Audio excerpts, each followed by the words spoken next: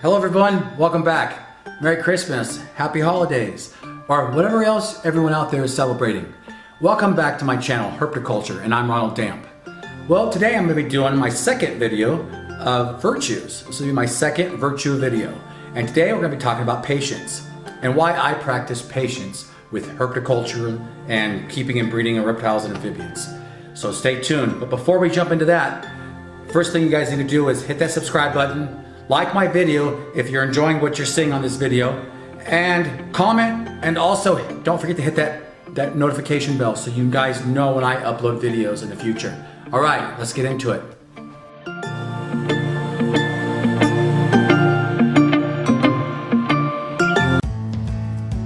All right, everyone. I've been keeping snakes off and on since I was a youngster. I think my first snake was a garter snake, water snake. I think many of us can relate to that. I've been looking for snakes in the wild since I was a youngster. Since I was strong enough to lift up a rock and turn over a rock, I was doing it. But I've never bred snakes. I never really entertained the idea of breeding snakes until about maybe 2.5, 3 years ago.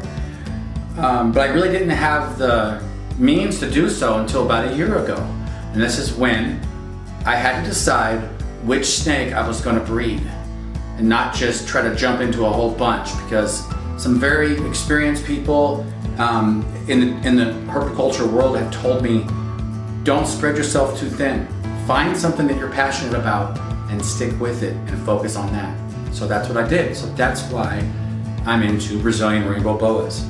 Brazilian rainbow boas are one of my favorite snakes. And now I can tell you what, it was very difficult to decide which snake I was going to try to breed.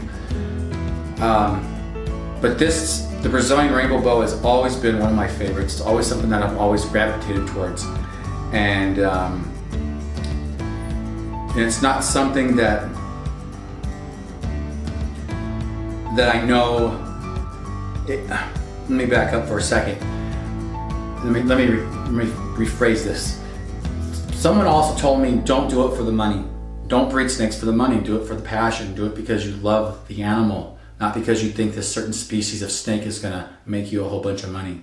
And let me tell you what, we all know there's a lot of certain species out there that are really popular in the pet trade, and they're really cool. But not my thing, not what I like, not my passion. Brazilian rainbow boas are what make me, man, I can't get enough of them. So anyways, Ike and Irene. This is Ike. I purchased him and Irene about a year ago in the mail. And Ike is a hypomelanistic Brazilian rainbow boa. And Irene,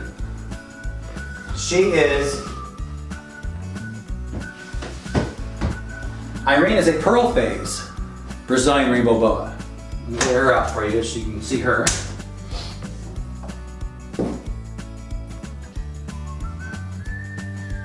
Hey, sweetheart.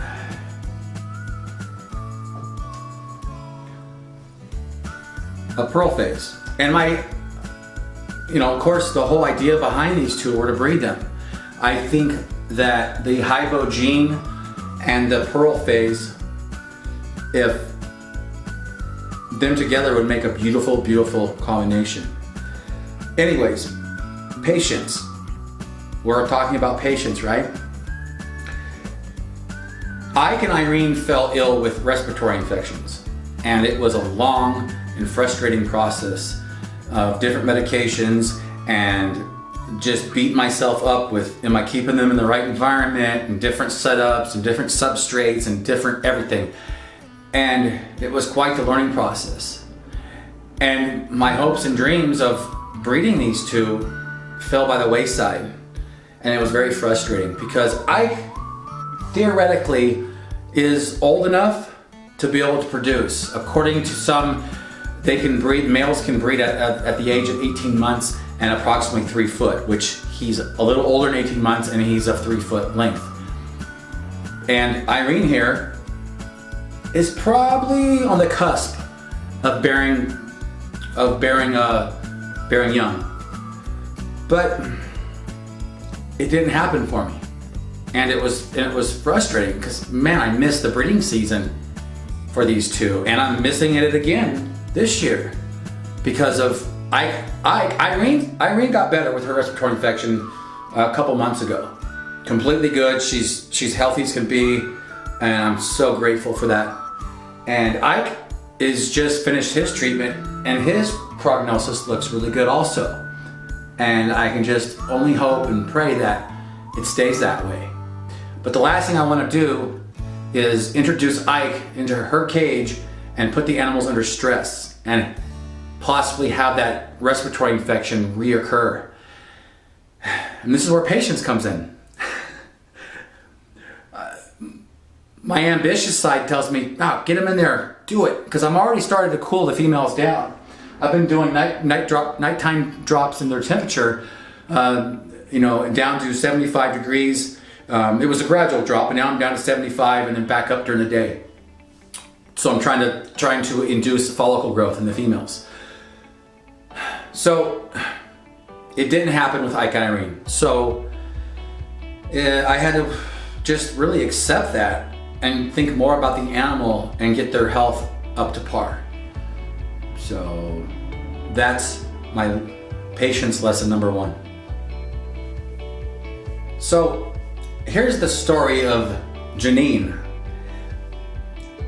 Back when I only had Ike and Irene, I was trying to find a viable male, and I was thinking that since Ike was sick and I had thought that Janine was better, but it was really just underlying her respiratory infection was just hiding beneath the surface. I got on a mission to go find a large male. So I met up with Dave Collins. He's where I get most of my animals from. In fact, all 4 of my snakes are from him, and from Rainbows R Us. And he was at the Pomona Reptile Show. And I said, "Dave, I need a large male." And he says, "Oh, I have one here. I have one for you right here. Gozer." And it was a big, beautiful male wipeout phase. And I said, "I'll take him." So I brought Gozer home, and I was all excited. I introduced Gozer. I let him settle in for a few days. I introduced him into the cage with Irene. Trying to say, they're gonna breed. This is gonna be great, right? Finally, this is gonna happen. I received an email from Dave Collins, and he had said, "I think there's a mix-up," and he had I guess some snakes get out of their tubs during the show, either before or after. It had to have been before the show, before he'd left. And when he returned home from the show, he noticed that Gozer, the snake that I bought, was in his tub back at his breeding facility. And he went, "Oh." Turns out the snake he sold me wasn't Gozer. It was Janine, a female. And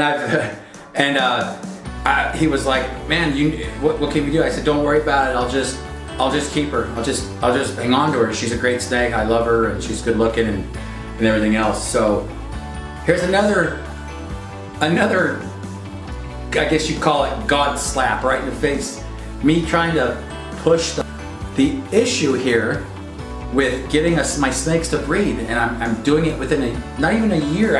I'm just getting these snakes. I'm trying to breed them the same year. I don't want to miss the breeding season. Oh my gosh, what am I gonna do? And I go and spend a nice chunk of change on this beautiful girl, thinking it's a male, and it's not. So here I am going, man, what's going on? So at this point, I'm just kind of like, boy, I'm just gonna have to. I kind of let the whole idea just settle, and just focused on the health of my animals. And I was still dealing with Ike and Irene with their respiratory infection, and so I just kind of chalked it up as whatever. It's just gonna be the way. It is the way it is, right? I'm just gonna have to wait until Ike gets healthier and gets bigger, or I find another male. So, anyways, this is the story of Janine here. And I am so very grateful that she is a female and not a male, because she's absolutely gorgeous, and she's huge, and she's healthy, and I have high hopes for her. So,